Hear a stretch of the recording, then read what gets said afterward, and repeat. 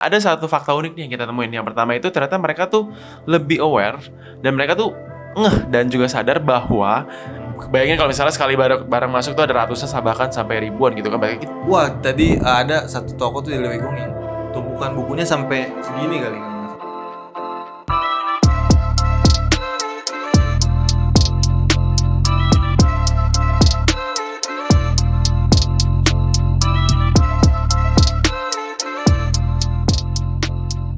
Halo Owners, balik lagi nih di Toku. Saya dengan Ivan dari tim Toku. Kali ini saya lagi ditemani oleh salah satu rekan dari tim Toku juga yang namanya.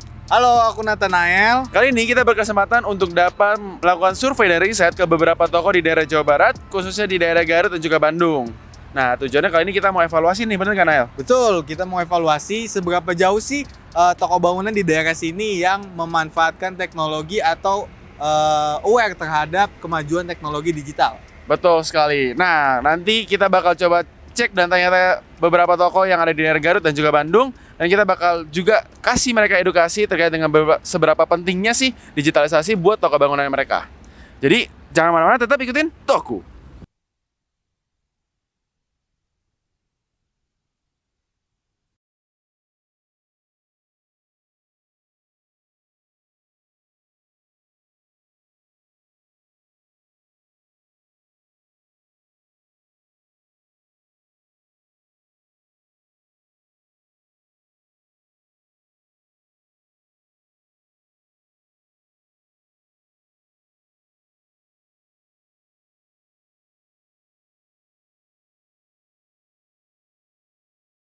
Halo Owners, balik lagi nih di Toku.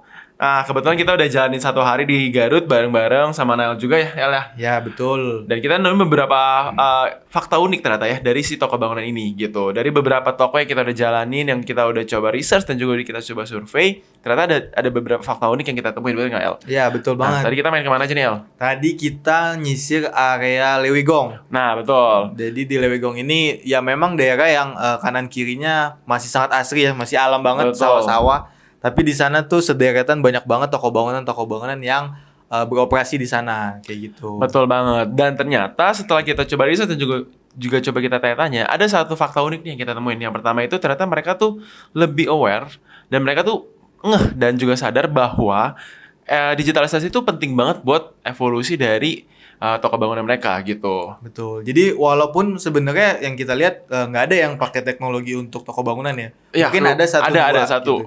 Cuma memang ketika kita tanya walaupun mereka nggak pakai, tapi mereka aware dan mereka sadar bahwa mereka perlu mengikuti perkembangan zaman dan beralih dari toko konvensional ke digitalisasi.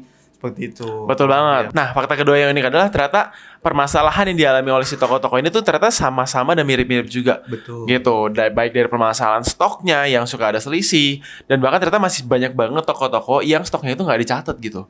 Betul. Jadi mereka tuh nggak tahu kalau kondisi stoknya itu seperti apa. Jadi barang masuk aja gitu ya. Dia Betul. nggak tahu nih berapa banyak yang masuk, kemudian berapa banyak yang keluar gitu. nggak Betul ada banget. patokannya. Jadi tuh kayak ya udah seadanya aja gitu. Nah, permasalahan kedua adalah soal harga jual barang. Betul, ini krusial banget sih. Betul. Jadi dari yang kita tanya-tanya dan kita coba survei, ternyata tuh harga jual barangnya itu rata-rata dihafal, atau ada satu nih yang caranya masih cukup tradisional dan cukup konvensional adalah di labeling satu persatu. Tapi by tulisan atau by spidol. Jadi di merek dari kotak-kotaknya, packagingnya itu langsung dihargain gitu loh. Nah, itu tuh sebenarnya kan cara yang cukup konvensional atau cukup tradisional dan juga ribet kan badan toko bangunan baik banget bener Ya, El? betul banget. Mereka harus satu-satu ditulisin, kemudian baru dipajang. Nanti kalau udah dijual, mereka tulisin lagi barang yang baru, taruh lagi. Wah, itu sih PR banget sih. Benar, kayaknya sih. benar. Kalau bayangin kalau misalnya sekali barang masuk tuh ada ratusan bahkan sampai ribuan gitu kan.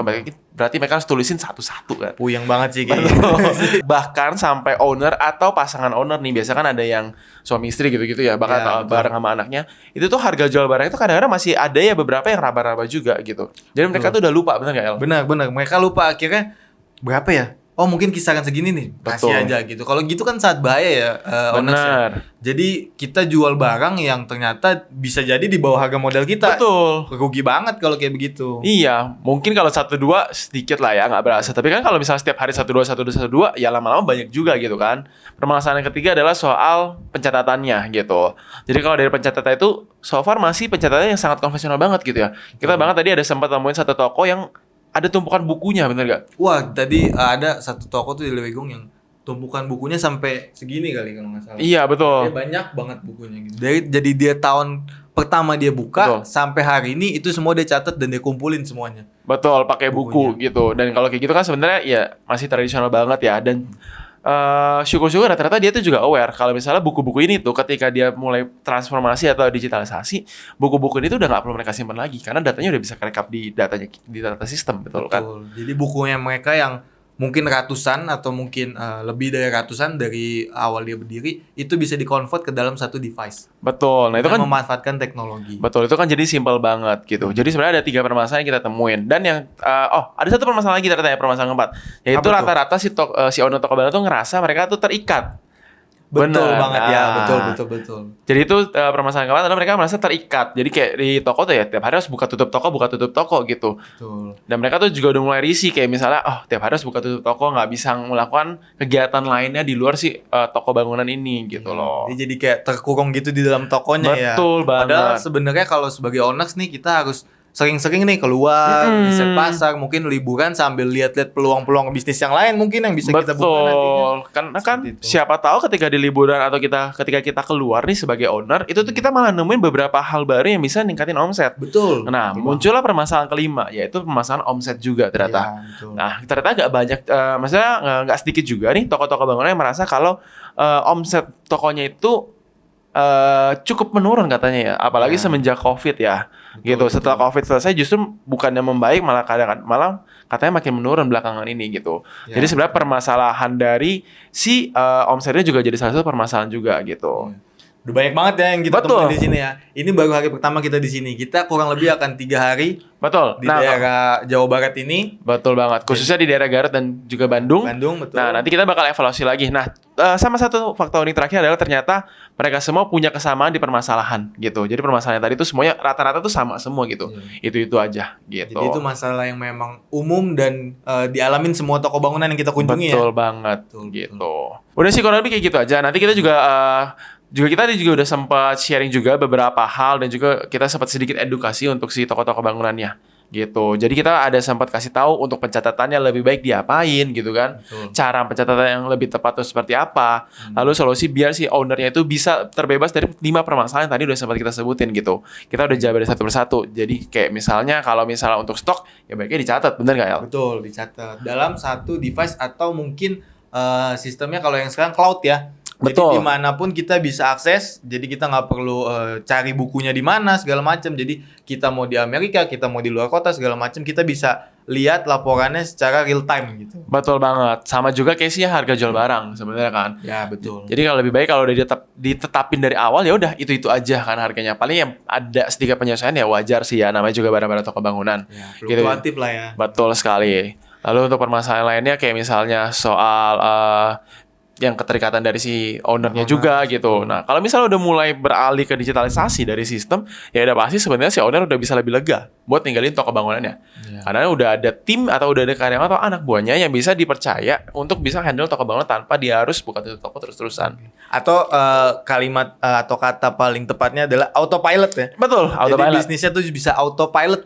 Jadi nggak perlu dikontrol terus-terusan, tapi bisnisnya udah bisa running dengan sendirinya. Betul banget. Nah, masih ada juga beberapa hal lain yang kita sempat udah sharing juga ya. Memang tujuan kita hari ini bukan kayak mengajari si toko bangunan ya. Kita kayak Betul. mau sharing aja insight apa sih dan juga hal apa yang bisa membantu mereka khususnya di bagian digitalisasi. Betul banget. Gitu. Oke. Nah, paling itu aja untuk perjalanan hari pertama kita. Kita juga besok bakal masih explore ya, El, ya, di Explore daerah lagi. Garut lagi. Dan mungkin untuk hari ketiganya kita bakal berangkat ke Bandung dan di sana kita bakal coba lihat apakah punya perbedaan nih dari Garut kota, Garut terkhususnya di Lewiyung ya, Betul, sama di Lewiyung. daerah Bandung kota. Apakah punya insight yang sama atau enggak? Ini cukup menarik sih gitu. Nanti kita bahas lagi di video selanjutnya. So, ikutin terus Toku.